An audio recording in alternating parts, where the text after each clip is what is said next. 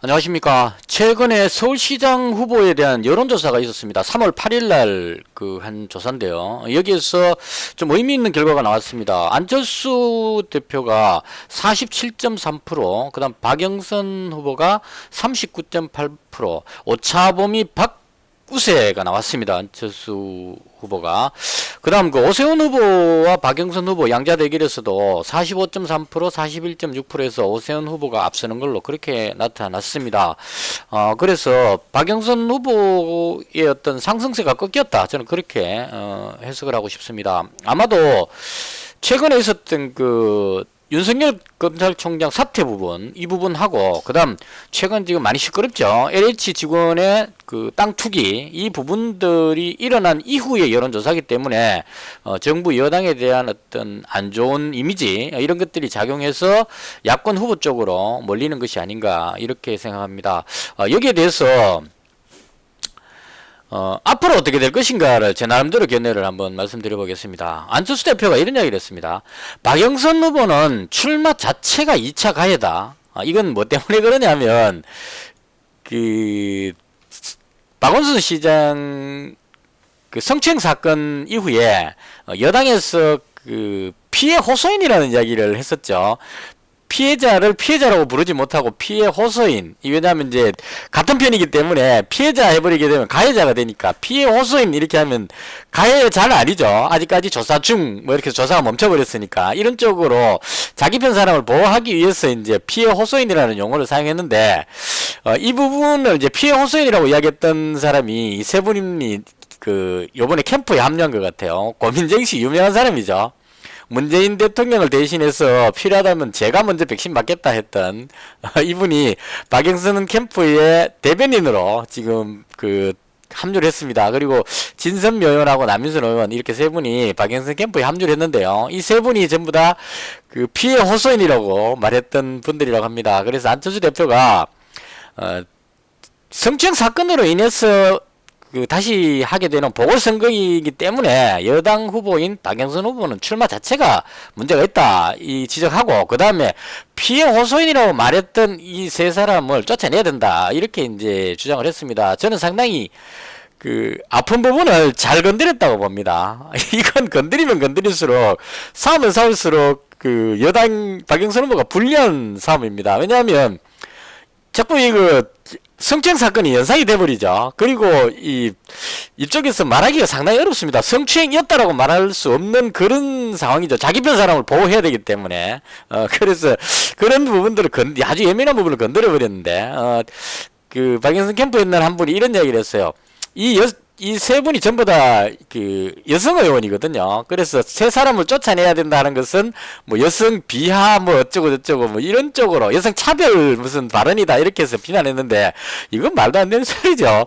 이분 세 사람이 여자라서 쫓아내야 된다고 했는 게 아니고 이 세 사람이 피해 호소인이라고 말했기 때문에 쫓아내야 된다 이렇게 말하고 있는 겁니다. 이 사람이 남자였더라도 피해 호소인이라고 했다면 안철수 대표가 쫓아내야 된다고 말했을 겁니다. 그래서 이건 여성 차별하고는 아무 관계가 없습니다. 그래서 이 포인트를 잘못 잡은 것 같고요. 그리고 고민정 의원 같은 경우에는 대변인으로 이제 박영선 후보를 대변해서 방송에 자주 노출이 됩니다. 근데 이분 이미지가 문재인 대통령을 대신해서 대통령 끌어들이지 마라. 내가 대신 맡겠다. 뭐 이런 뉘앙스라서 이 부분이 좀 마이너스가 아닐까. 그리고 이 세 분 이름이 거론되니까 왠지 좀 그런 느낌 들지 않습니까? 박원순 서울시장 성추행 사건으로 일어나는 발생된 보궐선거이기 때문에 필요 이상으로 여자를 자꾸 투각시키는 것 같은 그런 느낌을 좀 받습니다. 남자면 어떻습니까? 성추행 안 하는 사람도 대부분 성추행 안 하죠. 특이하게 더불어민주당 쪽에 있는 박원순 시장하고 오거돈 시장이 성추행을 했기 때문에 이런 일이 생긴 거지.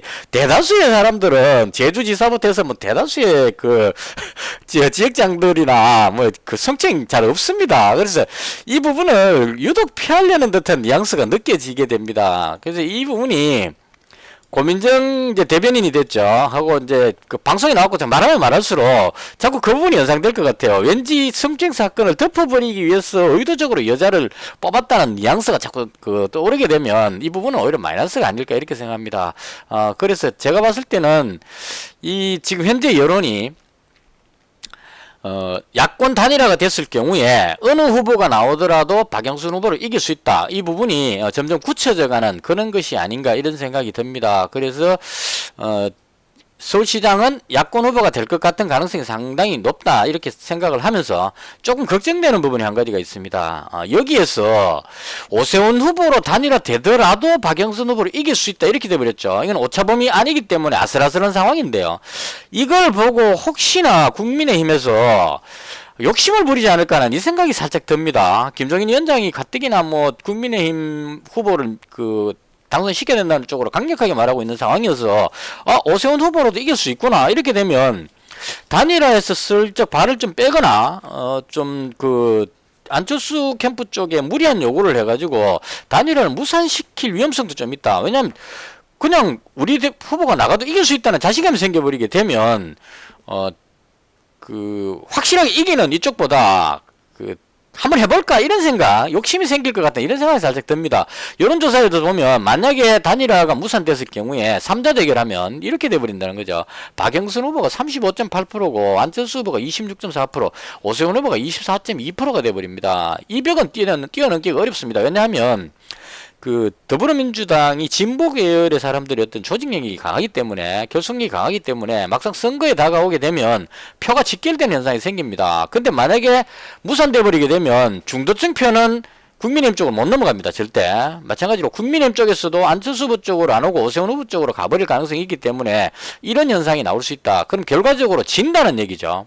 국민의힘에서 오세훈 후보가 2등 정도는 할 수 있겠는데 이런 착각을 해버리면 절대 안 된다는 얘기죠. 2등이 목표가 아닙니다. 이겨야 된다는 얘기죠. 정권 교체를 위해서는 누가 되든 간에 안철수가 되든 오세훈이 되든 간에 확실하게 되는 사람이 나가가지고 승리하는 게 제일 중요합니다. 그래야 바뀔 수가 있기 때문에. 그래서 이 부분에서 국민의힘이 혹시나 단일화를 무산시키려는 그런 시도를 할까 하는 게 가장 큰 염려입니다. 절대 이렇게 가면 안 됩니다. 어떻게든 단일화는 반드시 해야 되고 너무 시간을 끌어가지고 힘을 빠뜨려서도 안 된다. 빨리 추진해서 단일화를 해야 된다. 괜한 욕심 부리다가 큰 일을 거르칠 수 있기 때문에 이 부분에 대해서 국민의힘은 꼭 명심하시고 단일화를 빨리 하시기를 부탁드립니다. 이번 선거는 서울시장 선거는 이렇게 가야 됩니다. 확실하게. 이건 빼도 박도 못합니다. 말 잘하는 해설사에 일 잘하는 해결사 이 프레임으로 딱 들어가면 박영선 후보의 이미지가 말 잘한다, 말뿐이다, 이런 현 정부의 어떤 부분하고 연결이 되기 때문에 일 잘하는, 열심히 일하는, 이런 쪽의 이미지로 안철수 후보가 두각되어가지고 확실하게 이길 수 있다. 그래서 단일화를 빨리 해야 되고 하면 저는 안철수 후보 쪽으로 단일화 될 것으로 확신합니다. 이것으로 마치겠습니다.